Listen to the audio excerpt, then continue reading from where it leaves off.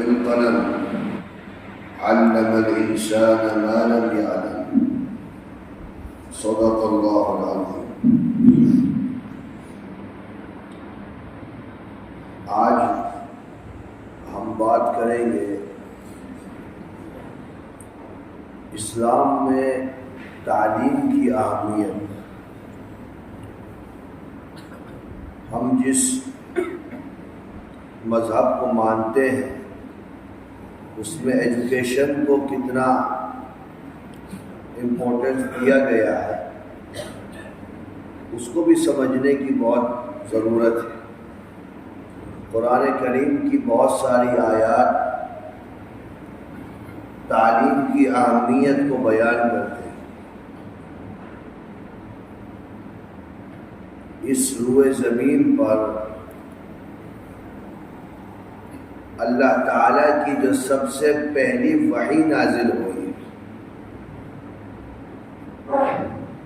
یعنی سب سے پہلا میسنجر آف گاڈ کو جو خدا کا میسج ملا ہے، وہ سورہ اقراء کی ابتدائی 6 آیتیں ہیں۔ ان سے پہلے جناب رسول اللہ صلی اللہ علیہ وسلم پر کوئی وحی نازل نہیں ہوئی۔ وحی کا مطلب کیا ہے؟ قرآن کریم۔ قرآن کریم دراصل یہ اللہ کی کتاب ہے۔ اللہ نے جبریل امین کے واسطے سے جناب رسول اللہ صلی اللہ علیہ وسلم کے قلب اطہر پر اس کو نازل فرمایا ہے، اور 23 سال کے لمبے عرصے میں نازل فرمایا ہے۔ جیسی ضرورت ہوتی تھی ویسی صورتیں اور آیتیں نازل ہو جاتی تھی۔ تو پہلی وحی جو اللہ کے رسول علیہ السلام پر نازل کی گئی، اس وحی کے پہلے الفاظ تھے اقرأ بسم ربک الذی خلق۔ جبریل نے آ کر کے کہا کہ پڑھیے۔ اب کیا پڑھیے اس کا ذکر نہیں ہے، صرف جبریل جو کہہ رہے ہیں کہ پڑھیے پڑھیے۔ تو مختلف احادیث ہیں کہ ایک تختی پر لکھی ہوئی کچھ آیتیں لائے تھے جبریل امین۔ حضور نے کہا ما انا بقارئ، میں تو پڑھا ہوا نہیں ہوں، میرا تو کوئی استاد بھی نہیں ہے، میں نے مکے میں کسی کے پاس ایجوکیشن بھی نہیں لی، میں تو امی ہوں۔ قرآن میں حضور کی یہ صفت بیان کی گئی۔ انہوں نے کہا نہیں پڑھیے۔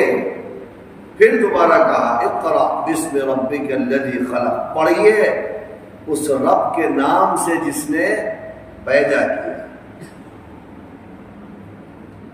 اور قرآن نے اس پہلی آیت میں یہ بھی اللہ تعالیٰ کہہ سکتا تھا کہ آپ اللہ کے نام سے پڑھیے، آپ اس ذات کے نام سے پڑھیے جس نے آپ کو کھلایا پلایا پیدا کیا وجود دیا 40 سال کی عمر تک پہنچایا، لیکن نہیں، قرآن نے جو تعبیر استعمال کی وہ ہے اقرأ بسم ربک الذی، رب کا ذکر کیا۔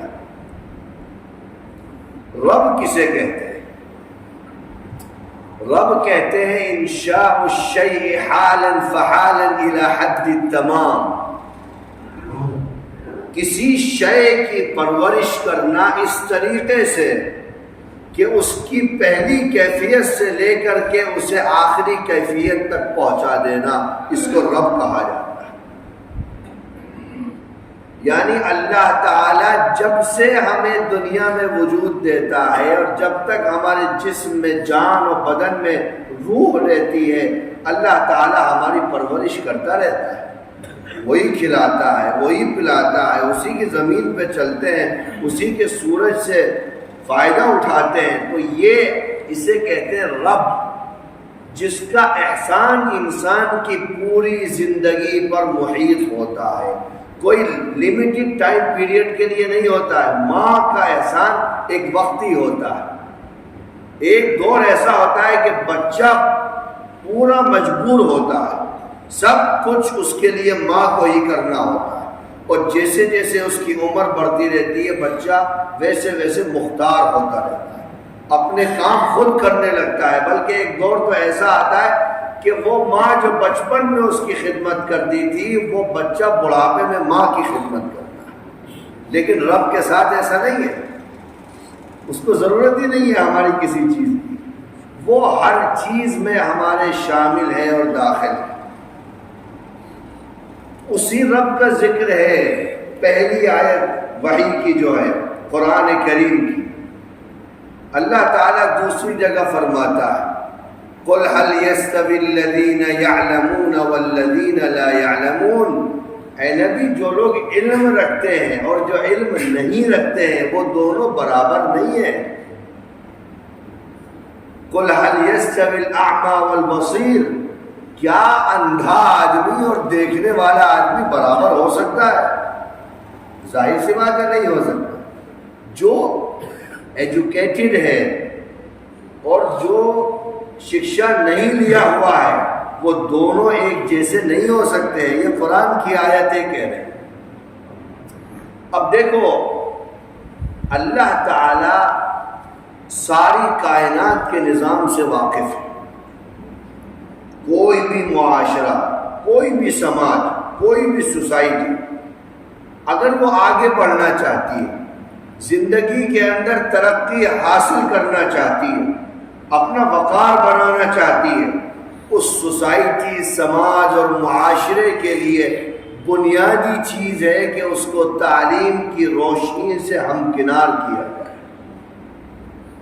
اور قرآن تعلیم کی اہمیت اس وقت بیان کر رہا ہے جب سماج سب سے پچھڑے دور سے گزر رہا، مکے کے اندر آدمی ہی نہیں سمجھا جاتا تھا، جس کے پاس پاور تھی، طاقت تھی، حکومت تھا، اقتدار تھا، سب کچھ اسی کا چلتا تھا، غریب، مزدور، کسی کی کوئی حیثیت نہیں تھی۔ اس وقت اللہ تعالی تعلیم کی اہمیت کو بیان کر رہا ہے قرآن کے اندر۔ جب بدر میں مشرکین مکہ کو قید کیا گیا تو حضور نے آخر میں فرمایا کہ بھئی تم میں سے لکھنا پڑھنا کون جانتا ہے؟ تو معلوم ہوا کہ صاحب یہ کچھ لوگ ہیں جو لکھنا پڑھنا جانتے ہیں۔ آپ نے فرمایا کہ ایک کام کرو، تم قیدی ہو، تم ہمارے صحابہ کو لکھنا پڑھنا سکھا دو، ہم تمہیں فری آف کاسٹ ایسا ہی چھوڑ دیں۔ انہوں نے مسلمانوں کو سکھایا لکھنا پڑھنا، حضور نے اس کے بدلے میں ان کو چھوڑ دیا، آزاد کر دیا۔ سماج کو یہ میسج دیا کہ دیکھو ان کے پاس تعلیم کی جو چیز ہے اس کی اللہ کے رسول کے نزدیک اتنی اہمیت ہے، حالانکہ یہ جنگ میں شکست کھا کر کے آئے ہیں، ان کو قید کیا گیا ہے، لیکن اگر یہ ایجوکیشن دوسرے کو دے رہے ہیں اس کے بدلے میں ہم انہیں اللہ کے لیے آزاد کر دیتے ہیں، واپس مکے بھیج دیں۔ اب سوال یہ ہوتا ہے کہ تعلیم کون سی ضروری ہے؟ قرآن کس تعلیم کی بات کر رہا ہے؟ دیکھو اللہ نے اپنے کلام میں عالم کا مطلب ہے جاننے والا، عالم صرف اسے کہا ہے جو قرآن و حدیث کا علم رکھتا ہے۔ چونکہ دنیا کے جتنے بھی علم ہے نا وہ اسی وقت آپ کے کام آئیں گے جب تک آپ اس زمین پہ چل رہے ہو، اور جس دن آنکھیں بند ہو جائیں گی نا تو قبر میں کوئی علم کام نہیں آئے گا، کوئی ڈاکٹری کسی کے نیچے کام نہیں آئے گی۔ کوئی لائر اگر بنتا ہے تو وہ فرشتوں کو یہ نہیں بتائے گا میں سپریم کورٹ کا لائر تھا، کوئی جج بنتا ہے تو وہ نیچے کام نہیں، وہ جتنا بھی علم ہے وہ سب اوپر ہے۔ صرف قرآن و حدیث کا علم ایسا ہے جو انسان کے تاریکی میں بھی کام آئے گا، اس کی تاریکی کو روشنی سے بدل دے۔ یہ تو اللہ تعالیٰ کی ڈیفینیشن ہے قرآن میں علم کو لے کر، لیکن ایک چیز ہمیں اور آپ کو سب کو سمجھنا چاہیے کہ اقرا میں اللہ تعالیٰ کسی خاص علم کو پڑھنے کی تعلیم نہیں دے رہا، اتنا کہہ رہا ہے کہ بس پڑھو، جو من میں آئے پڑھو، آپ جو جو پڑھنا چاہتے ہو پڑھو، لیکن شرط یہ ہے کہ اپنے رب کے نام سے پڑھو جس نے تمہیں پیدا کیا۔ الذی علم بالقلم علم الانسان ما لم یعلم، تمہیں ایسی چیزیں بتائیں جن کو تم نہیں جانتے ہو۔ بھائی میڈیکل ہو، طب ہو، سائنس ہو، ساری چیزیں، یا لا ہو، یہ سارے علوم وہی ہیں جن کو کہیں نہ کہیں قرآن کریم میں الگ الگ حوالوں سے ذکر کیا گیا۔ تو اللہ تعالیٰ نے کسی علم کو خاص نہیں کیا کہ نہیں سارے مولانا بن جاؤ، سارے مدرسوں میں چلے جاؤ، ایسا کہیں نہیں لکھا ہوا۔ بس ایک چیز ضروری ہے، امر لازم ہے، ہر آدمی کو اتنا علم سیکھنا چاہیے جو اپنے حلال کا، حرام کا، فرائض کا، واجبات کا، اور اللہ سے بغاوت کرنے والے اعمال کا، اللہ کو راضی کرنے والے اعمال کا اس کو علم ہو جائے۔ اتنا علم سیکھنا ہر مسلمان کی ذمہ داری لازم ہے۔ اتنا تو سیکھو کہ پتہ تو چلے کہ کون سی چیز حلال ہے، کون سی چیز حرام ہے، زندگی میں کیا چیزیں ہمیں کرنی ہے، کیا نہیں کرنی ہے، اتنا علم ہر مسلمان کو سیکھنا ضروری ہے۔ اس کے بعد آپ کی جو مرضی آئے وہ پڑھو، آپ کو جو پڑھنا ہے وہ پڑھو، کہیں شریعت روکتی نہیں ہے، کئی دروازوں کے اندر بند نہیں کرتی ہے، بس اتنا کہتی ہے کہ بھائی آپ جس دین سے جڑے ہوئے ہو، جس مذہب کے اندر آپ ہو، کم سے کم اس مذہب کی بنیادی کتابوں کا تو علم رکھو، قرآن تو پڑھو، اپنے بچوں کو اللہ کی کتاب تو پڑھاؤ، جناب رسول اللہ صلی اللہ علیہ وسلم کی سیرت تو پڑھاؤ، اسلامک ہسٹری تو پڑھاؤ، اس کے علاوہ جو آپ کا من چاہتا ہے وہ پڑھاؤ۔ ایک سماج بننے کے لیے صرف ایک ایجوکیشن کی ضرورت نہیں ہے۔ اگر آپ کو ایک اچھا معاشرہ چاہیے تو آپ کے پاس ڈاکٹر بھی ہونے چاہیے، آپ کے پاس عمدہ قسم کے سائنٹسٹ بھی ہونے چاہیے۔ اس ملک کے اندر تو ایٹم بم ایک مسلمان نہیں بنایا ہوا۔ میں اس کی ایک کتاب پڑھ رہا تھا ڈاکٹر اے پی جے عبد الکلام کی، وہ کہہ رہے تھے کہ جب ہم اس کا تجربہ کر رہے تھے سمندر کے کنارے، ایک دو مرتبہ شروع میں فیل ہو گئے تھے، کافی ٹینشن میں تھے، کہہ رہے تھے میں واک کر رہا تھا سمندر کے کنارے ساحل پر۔ چونکہ جو سائنٹسٹ ہوتا ہے نا وہ قدرت کو بہت اچھی طرح پہچانتا ہے، اگر اس کے دل میں ایمان ہے تو بہت بہترین طریقے سے اور بہت باریک طریقے سے وہ قدرت کو اور فطرت کو پہچانتا ہے۔ تو ڈاکٹر اے پی جے عبد الکلام لکھتے ہیں کہ میں سمندر سے اٹھنے والی ہر لہر پر اللہ کی قدرت کی، اس کی عظمت کی نشانیاں دیکھ رہا ہوں۔ تو میں یہ کہہ رہا تھا کہ اگر آپ کو ایک کمپلیٹ سماج چاہیے تو اس میں آپ کو ہر طرح کے لوگوں کی ضرورت ہے۔ اس لیے میں نے کل بھی کہا تھا کہ اگر مسلمانوں کو اس ملک کے اندر آنا ہے تو ایک ہی راستہ ہے عزت کے ساتھ کہ آپ ایجوکیشن کی لائن میں چلے جاؤ، اپنی واجبی ضروریات کو کم کر دو۔ اگر 2 روٹی کھاتے ہو تو 1 روٹی کھاؤ، لیکن اپنے بچے کو تعلیم سے ضرور روشناس کراؤ، ورنہ آگے کے حالات بہت خراب ہونے والے ہیں۔ اور آپ کا تو مذہب کہتا ہے، آپ جس دین کو مانتے ہو اس کی تو بنیادی ایجوکیشن پر ہے، شکشا پر ہے۔ دنیا تعلیم کے ڈھول بجا رہی ہے آج آ کر کے 1400 سال کے بعد۔ اسلام نے تو 1400 سال پہلے تعلیم کی اہمیت کو بیان کیا۔ مسلمانوں کے اندر کیا سچویشن ہے کہ آج بھی آزادی کے 75 سالوں کے بعد آج بھی ہمارا 60% طبقہ مسلمانوں کا ایسا ہے جو تعلیم کے راستے سے دور جہالت کے اندھیروں میں کھڑا ہوا ہے۔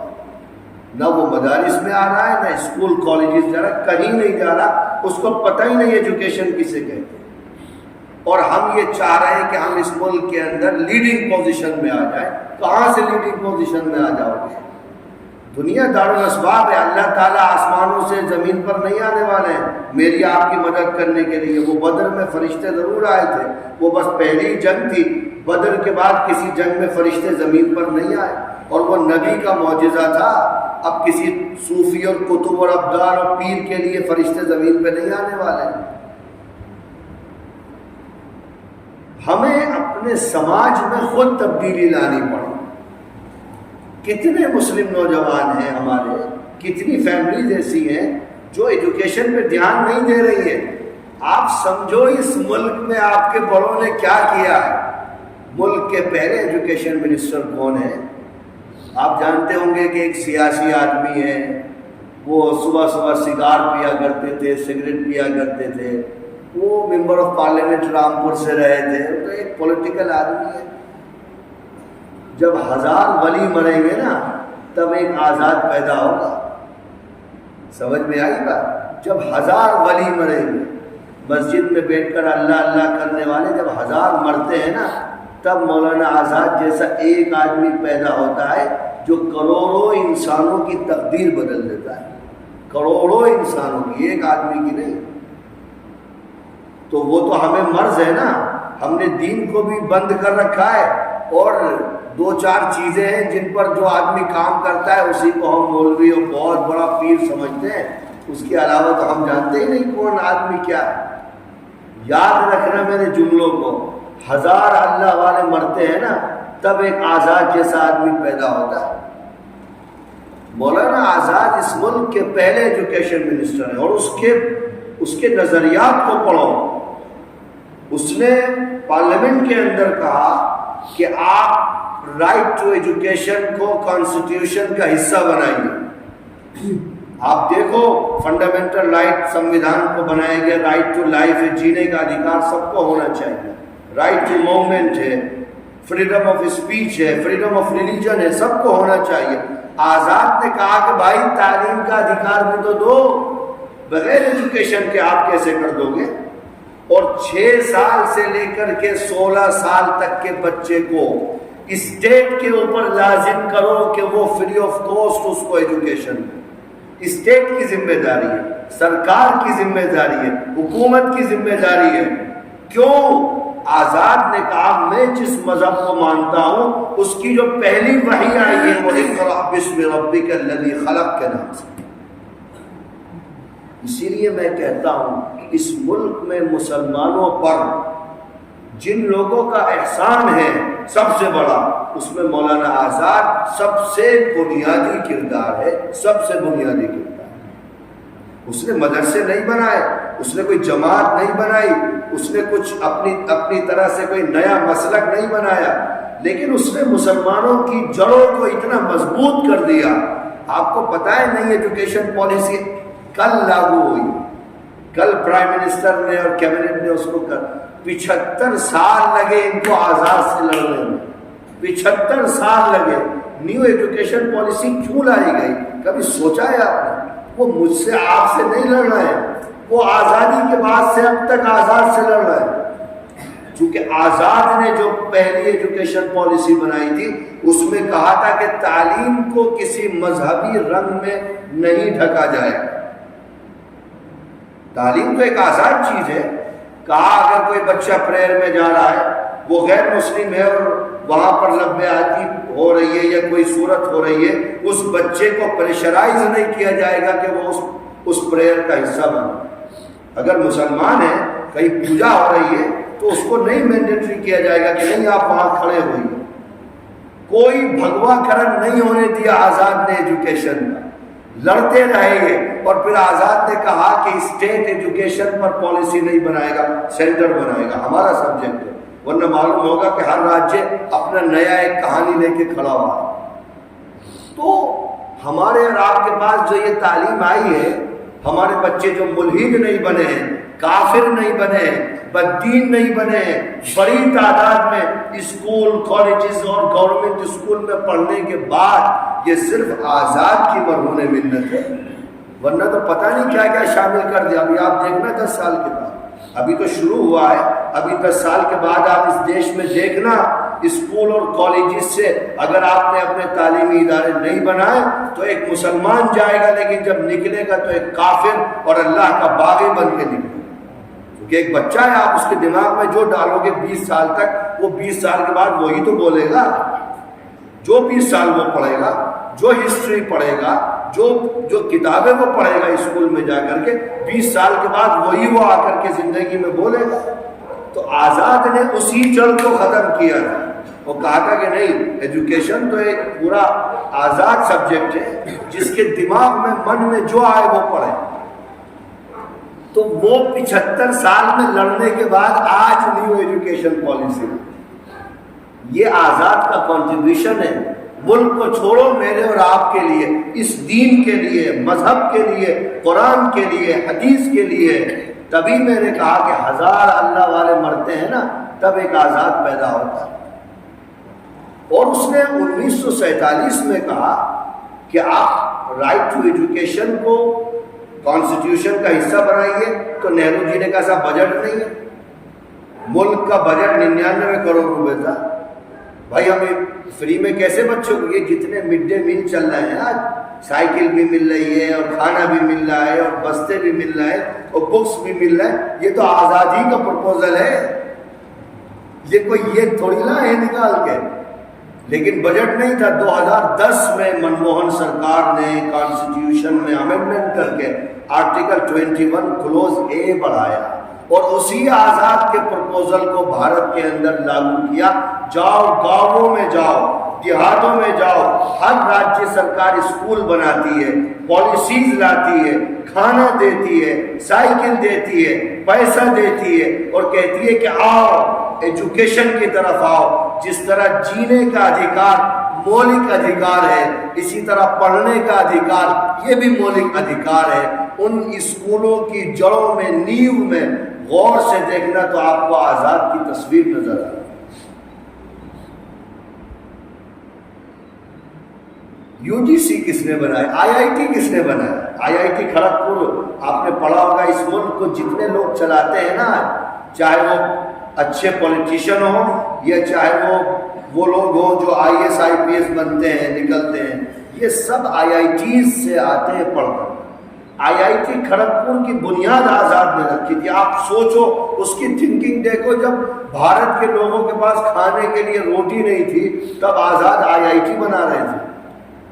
اس ملک کو کھڑا کیا ہے آزاد نے۔ ہائر ایجوکیشن میں تو غضب کا کام کیا ہے، اور اگر اسی کی قوم ایجوکیشن سے پیچھے کھڑی ہے تو بتاؤ یہ کس کا فیلئر ہے؟ یو جی سی آزاد نے بنایا ہوا، جو پورے ملک کی یونیورسٹیز کو جو ایک پلیٹ فارم ہے اس کو دیکھتا ہے، اس کو پروموٹ کرتا ہے، اس کی نیڈز کو پورا کرتا ہے، وہ بھی آزاد نہیں بنایا ہوا۔ آپ دلی میں جاؤ، آئی آئی ٹی کھڑگپور میں جاؤ، آزاد کا بھاشن پڑھو، وہ آزاد کی تقریروں کو پڑھو، اور جناب رسول اللہ صلی اللہ علیہ وسلم نے تعلیم کے موضوع پر جو تقریریں کی ہیں ان کو ملاؤ، آپ کو لگے گا کہ آزاد انہی سے متاثر ہو کر انہی الفاظ کو نقل کر کے اپنی تعلیمی پالیسی کو اس ملک کے اندر لاگو کر رہا ہے۔ بنگلور چلے جاؤ، سائنس کے اداروں کو دیکھو، آپ کو ہر جگہ مولانا آزاد کا نام آئے گا، لیکن ہم ہی نہیں جانتے۔ اب آپ گورنمنٹ سے کیا شکایت کرو کہ آزاد کو بلا دیا؟ 5 مسلمان نہیں جانتے آزاد کی کنٹریبیوشن کو اس ملک میں، اور پھر ہم روتے ہیں کہ صاحب ہمارے ساتھ بڑا انیائے ہو رہا ہے۔ آزاد کی کہانی اس لیے سنائی میں نے کہ وہ قرآن کی تعلیم کے موضوع پر نازل ہونے والی آیات کو جتنا آزاد نے سمجھائی اس ملک میں شاید 2-4 لوگوں نے سمجھا، حالانکہ بہت بڑے عالم تھے وہ۔ 18 پاروں کی تفسیر لکھ پائے، انتقال ہو گیا۔ سورہ فاتحہ کی تفسیر 500 صفحے میں مولانا آزاد نے لکھی ہے، اور ایسی تفسیر لکھی ہے کہ میں نے جتنی تفسیر کی کتابیں پڑھی ہیں، انسان کی روح کو، سول کو جتنا متاثر آزاد کی تفسیر کرتی ہے کوئی اور نہیں۔ تو آپ کو اگر آگے بڑھنا ہے، اس ملک کے اندر لیڈنگ پوزیشن میں آنا ہے، تو آزاد کے بتائے ہوئے راستے پر ہی چلنا پڑے گا۔ آپ سوچو تو ذرا، کتنے کروڑوں بچوں کے بددین ہونے سے بچایا ہے مولانا آزاد کی پہلی ایجوکیشن پالیسی، اور اب یہ جو نئی لائے ہیں ایک دم سے اس کا اثر نہیں ہوتا ہے۔ ابھی آپ 10 سال کے بعد دیکھنا، ابھی جو انہوں نے ہسٹری ختم کر دی ہے، اب نئی نئی چیزیں لائیں گے، یعنی کفری عقائد اس کے اندر لازم کر دیں گے۔ ان کے جتنے بھی خدا ہیں ان کی تصاویر لے آئیں گے، ان کے بارے میں ایک ایک نبند لکھوا دیں گے، ایک ایک لیٹر لکھوا دیں گے آپ سے، تو آپ کا بچہ کیا کرے گا؟ بھائی ماں باپ تو دین بہت زیادہ جانتے نہیں، 18 سال 20 سال جب وہ ان کے تعلیمی اداروں میں پڑھے گا جا کر کے، اور جب سرکاری پالیسی ہے تو جتنے بھی پرائیویٹ اسکول ہیں وہ کہیں نہ کہیں اس کے پیچھے کھڑے ہوں گے۔